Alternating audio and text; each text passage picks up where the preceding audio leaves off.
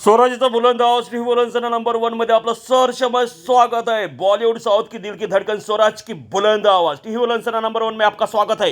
डिसेंबर सकाळी कलावती हॉस्पिटल जवळ रोडवर एका गाडीमध्ये एका मृतदेह पोलिसाला सकाळी सापडला होता।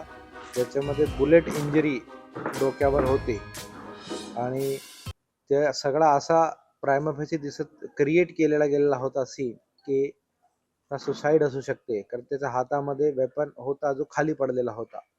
पण ज्यावेळी त्या मृतदेहाला ओळख पडली, सागर धानोरे या व्यक्ती होता असा ओळख पडली आणि हॉस्पिटलमध्ये आणल्यानंतर ज्यावेळी चेक केली गेली बॉडी, तर काही 2 स्टॅब मार्क सारखा बॉडीवर दिसले। त्यातून घातपात होण्याची शक्यता असू शकते असा पोलिसाला डाऊट आला आणि आम्ही सीसीटीव्ही आणि सगळा मोबाईल रेकॉर्डिंग आणि सगळी तपास सुरू केली।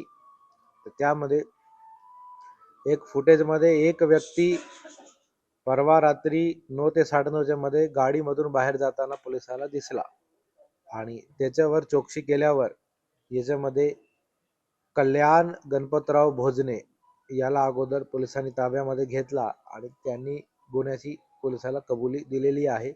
त्यांनी त्याच्यासोबतच त्याचे एक साथीदार कमलेश झाडीवाले असे या 2 लोकांनी मिळून हा मर्डर केलेला आहे, म्हणून ह्या दोघाला आता पोलिसांनी अटक केलेला आहे।